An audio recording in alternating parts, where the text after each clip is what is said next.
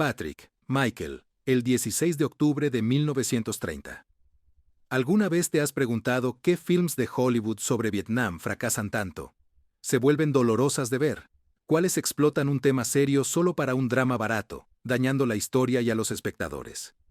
Hoy analizamos 15 de los peores culpables, las películas que Hollywood debería avergonzarse. Quédate. Verás películas que creías seguras volverse vergonzosas. Los Boinas Verdes, 1968. Empecemos en grande y de forma evidente. Los Boinas Verdes abren nuestra lista con un rugido propagandístico. Está construida como una oda jingoísta al heroísmo americano. Presenta la guerra en blanco y negro. El enemigo es el mal, nosotros los justos. John Wayne, con fatigas y una sonrisa, encabeza una cruzada simple. La crítica lo criticó de inmediato. Roger Ebert le dio 0 estrellas, llamándolo versión de vaqueros e indios del conflicto contemporáneo. Entre bastidores, Wayne insistió en el control creativo, ignorando avisos del guión sobre realismo. Las voces vietnamitas están casi borradas. Los aldeanos son sin rostro ni nombre, casi siempre pasivos. La película oculta el desorden, las tensiones y la ambigüedad moral, y el sufrimiento de los civiles. En su lugar, se apoya en frases heroicas y secuencias de batalla alejadas de la verdad. Muchos espectadores se sintieron manipulados. No es de extrañar. Históricamente, se emitió cuando la opinión pública se fracturaba por la guerra, y, en vez de reflejar dudas o preguntas reales, se afianza en la certeza. Fue propaganda defensiva, no reflexiva en absoluto. Audiencias y críticos de cine la rechazaron. Tuvo rendimiento inferior en partes e inspiró derisión en otras. En resumen, The Green Berets es una película que confunde el espectáculo con la sustancia. Su negativa a abordar la complejidad la convierte en un claro ejemplo de los peores impulsos de Hollywood. No es solo defectuosa, es una pieza de propaganda que se hace pasar por un drama. Air America, 1990, entra en la extraña mezcla de aviación, aventura y sátira defectuosa. Air America presenta vuelos de carga encubiertos sobre el sudeste asiático, pero no puede decidir si se trata de una historia de comedia y acción o de una crítica moral. El resultado, un lío desordenado protagonizado por Mel Gibson y Robert Downey Jr. Muestra a pilotos que realizan misiones secretas mientras intercambian bromas, pero esas bromas quedan cortas cuando hay vidas en juego. La película muestra operaciones ligeras y otras peligrosas, pero nunca se compromete. Los civiles y las culturas locales son simples telones de fondo, el espectáculo de los aviones. La selva y las armas, usadas con moderación, dominan cualquier mirada. Los críticos señalaron un cambio tonal brusco. En un momento, debes reír. En el siguiente momento, vidas penden de un hilo. El cambio resulta abrupto y sin sentido. En taquilla, la puntuación de Rotten Tomatoes es baja. No logra atraer a historiadores ni a aficionados a la guerra. Se apoya en el espectáculo y su centro moral es débil. Los críticos dicen que oculta la oscuridad de las intervenciones de Estados Unidos y presenta al sudeste asiático como un escenario exótico para hazañas. En efecto, Air America es puro estilo, con vuelos espectaculares y acción llamativa. No se puede ocultar el vacío. No provoca, desafía o respeta su contexto. Es ejemplo de cómo Hollywood toma un tema serio y lo vuelve un viaje confuso. Te preguntas para qué sirvió la inacción. 1984. Prepara la fantasía del héroe musculoso, situada en una guerra real y dolorosa. Desaparecidos en combate nos muestra a Chuck Norris como el coronel Braddock, irrumpiendo en Vietnam para rescatar prisioneros estadounidenses. Es entretenimiento de acción. Con un telón de fondo bélico sin matices, los críticos lo vapulearon por su esquema simplista de bien contra mal y por presentar enemigos caricaturizados en un mundo donde la acción brilla por su ausencia. Cada villano es cruel de forma caricaturesca. Cada escena de rescate resulta artificial. El sufrimiento real, las voces civiles o la complejidad histórica apenas aparecen. No ofrece nada de la tensión política ni de las secuelas de la guerra. Solo fantasía de heroísmo. En su peor momento, parece un deseo de venganza, consumación de ese anhelo en un campo de batalla. La audiencia notó que la película hizo dinero, pero dejó sabor amargo. Historiadores y críticos la condenaron por su tono, tratando una tragedia humana real como telón de fondo para un espectáculo machista. No aborda TPT, la culpa, el conflicto ni la pérdida. Solo ofrece golpes, explosiones y retornos victoriosos. Saltarse una acción es una marca fácil, pero peligrosa.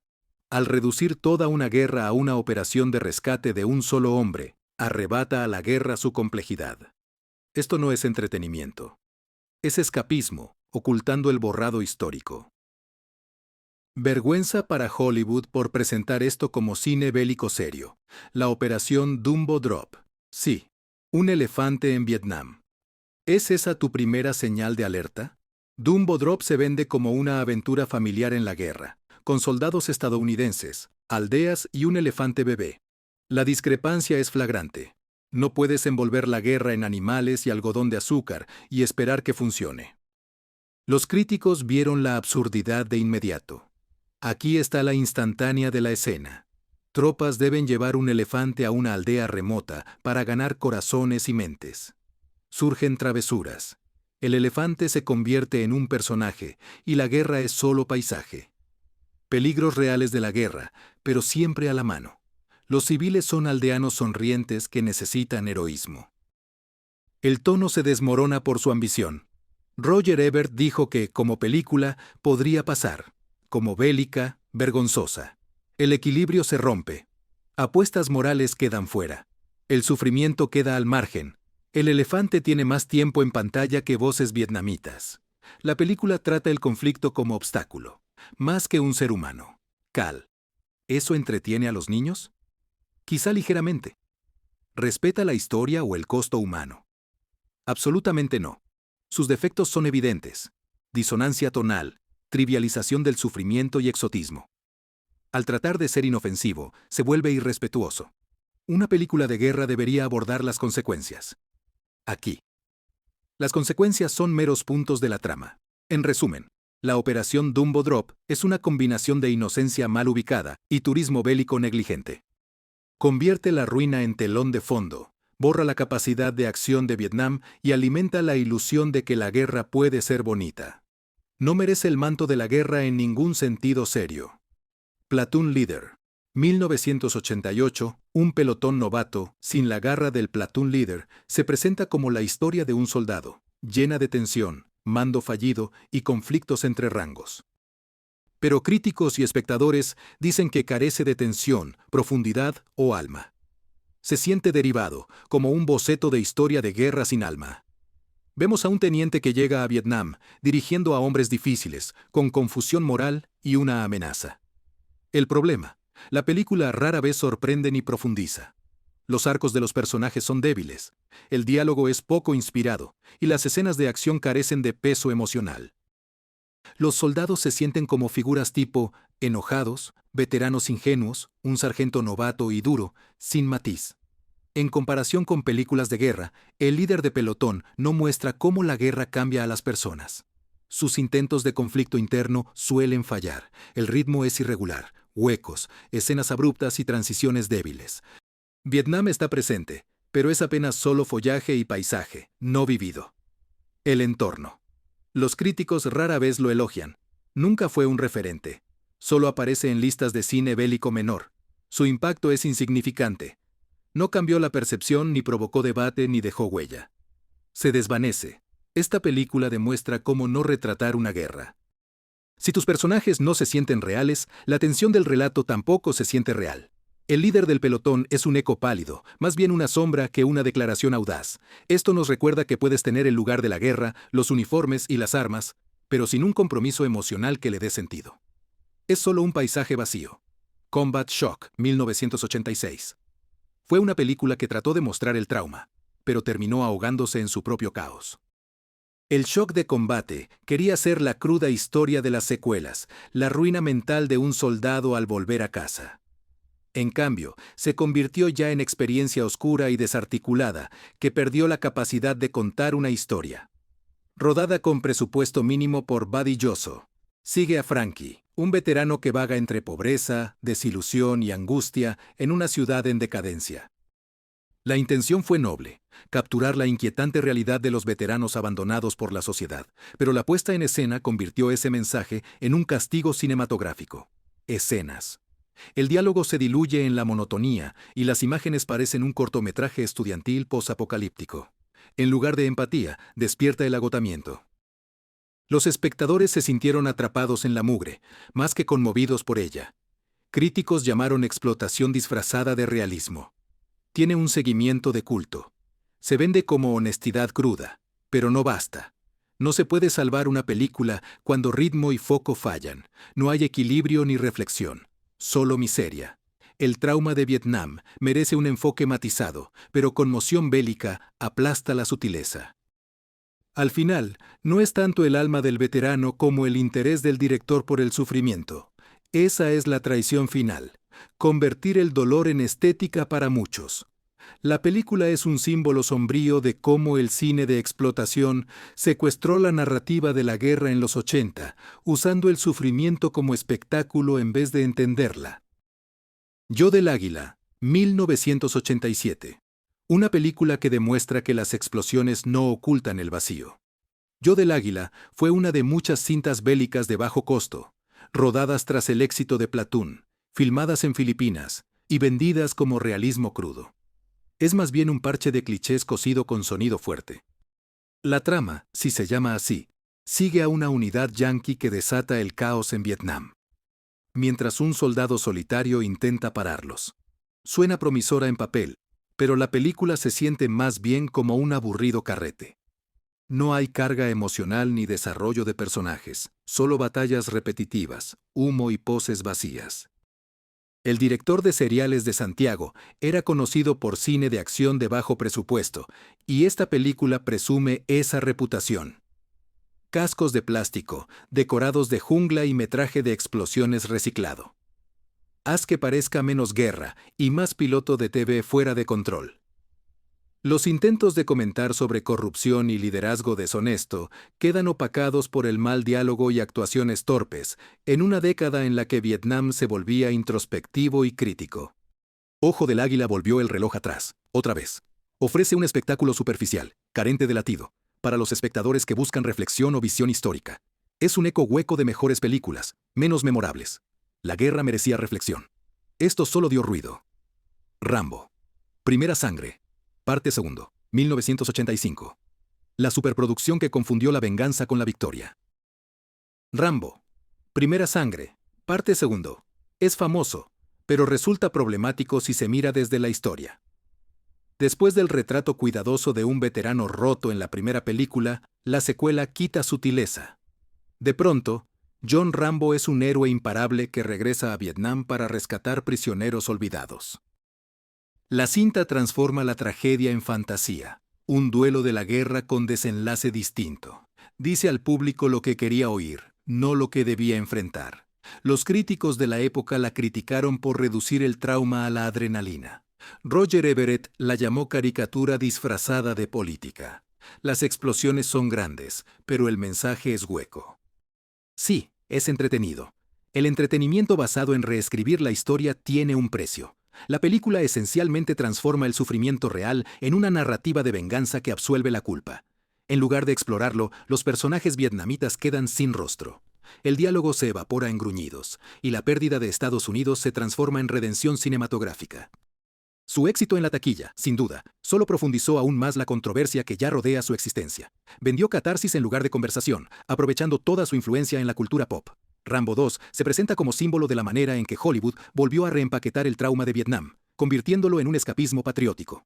Puede que desate un estremecimiento sensorial, pero a la larga, ofende la inteligencia. El Hanoi Hilton, en 1987, representa una oportunidad perdida que quedó enterrada bajo un tono de propaganda. El Hanoi Hilton quiso contar la historia de prisioneros estadounidenses en Vietnam del Norte, tema que promete emoción y humanidad. En cambio, ofrece un sermón moralizante disfrazado de cine. La película sigue a pilotos estadounidenses que sufren un cautiverio brutal, pero apenas muestra sus vidas interiores.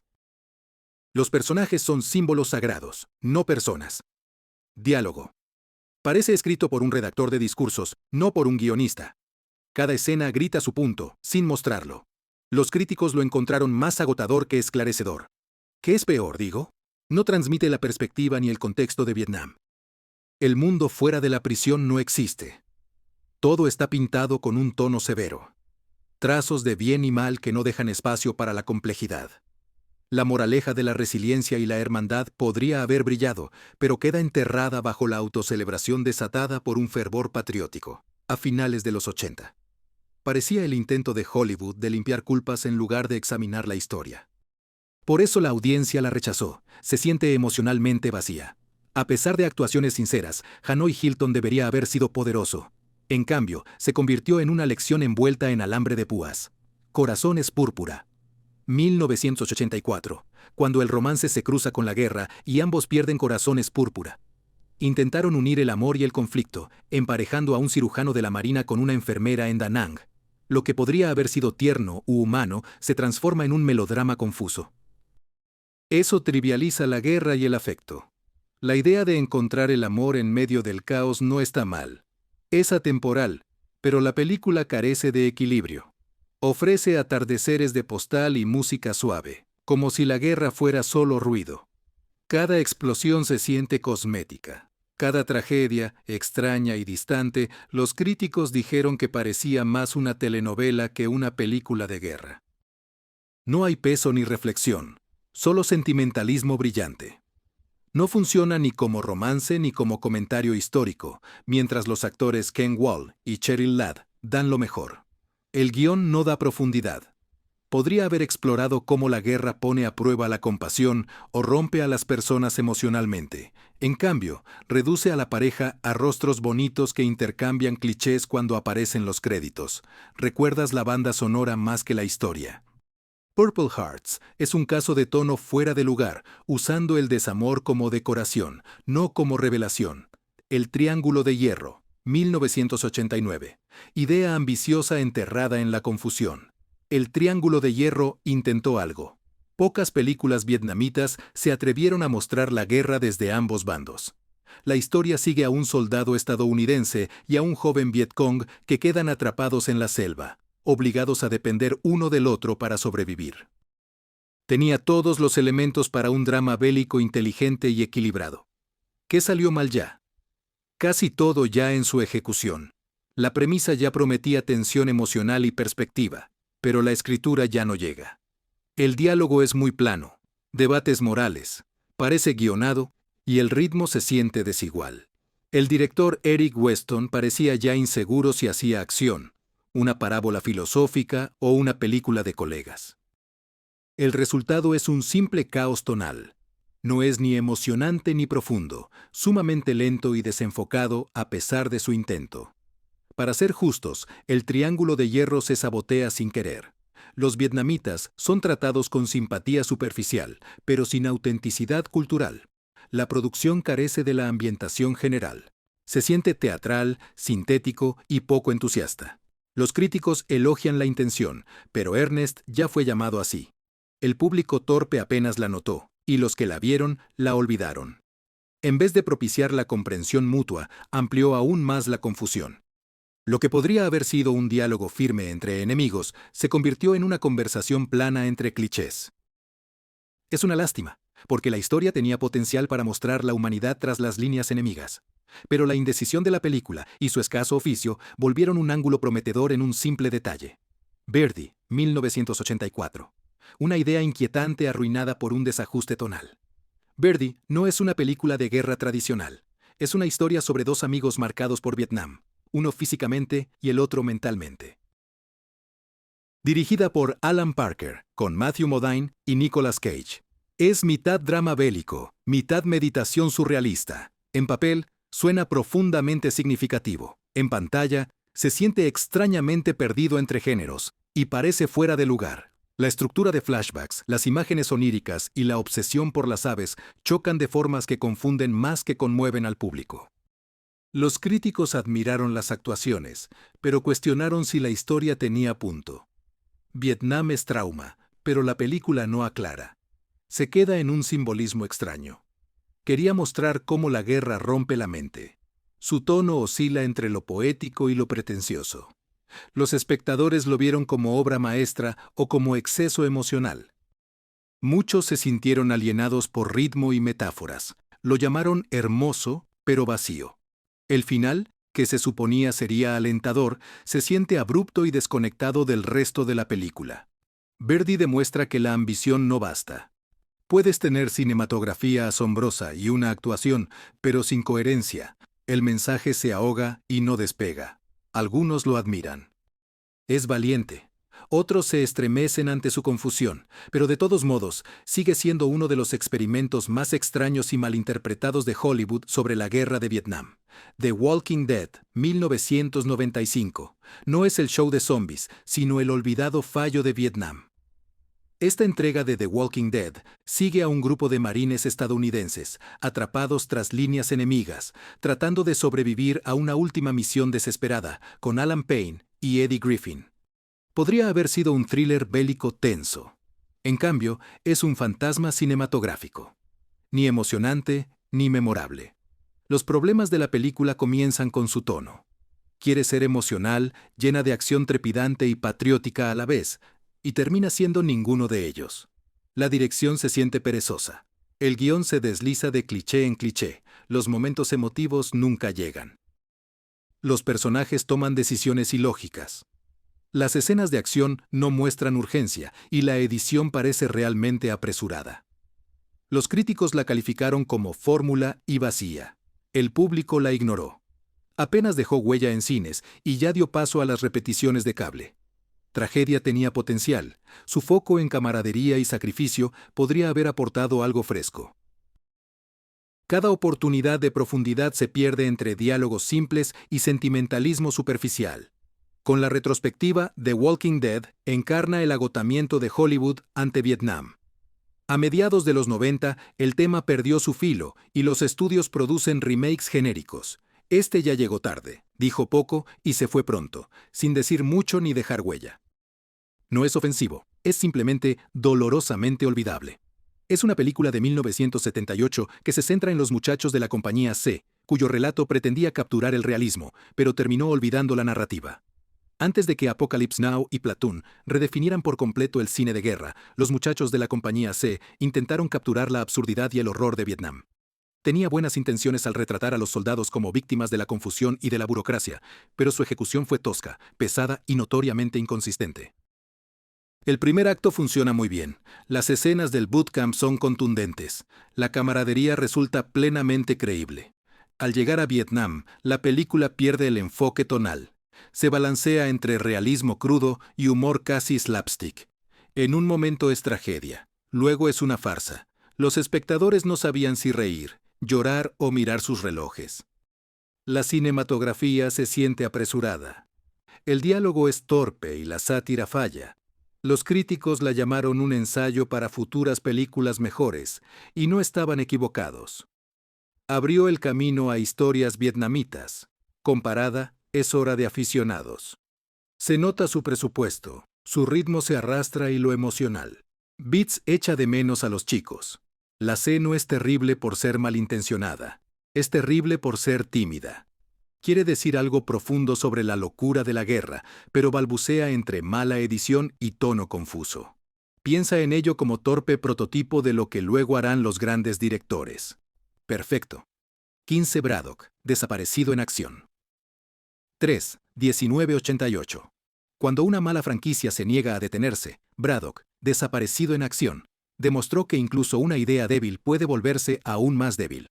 Para entonces, la saga de Chuck Norris se había convertido en parodia.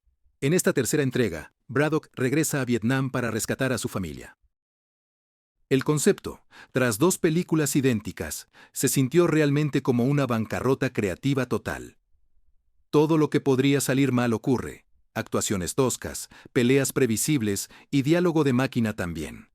Los críticos lo destrozaron por ser sin sentido y disfrazado de patriotismo. Incluso fans de la primera película pusieron los ojos en blanco. Lo peor es su descarada ignorancia del dolor real y la complejidad de Vietnam posguerra. En vez de reconciliación o reflexión, ofrece explosiones recicladas y remates de una línea. No hay arco emocional, solo espectáculo que pretende ser significativo. A finales de los 80, el público pedía madurez en cine bélico. Braddock, segundo, entregó una nostalgia por la fantasía machista. En cambio, es un final que se siente como el remate de un chiste que dejó de hacer gracia hace ya mucho. Cuando incluso los fans de la acción se aburren, ya sabes, una serie ha tocado techo. Braddock no solo dejó de hacer una tercera entrega de acción, sino que enterró su propia credibilidad. Y ahí está. 15 películas sobre la guerra de Vietnam. Hollywood debería esconderse silenciosamente tras el telón. Algunos fracasaron por arrogancia, otros por confusión, pero todos comparten el mismo pecado. Olvidar el corazón humano detrás de la historia merece reflexión, no espectáculo. ¿Cuál de estas de la lista te dio mucho más vergüenza? ¿O se nos pasó un infractor peor? Deja tus ideas en comentarios. Dale like si estás de acuerdo y suscríbete para más cine audaz.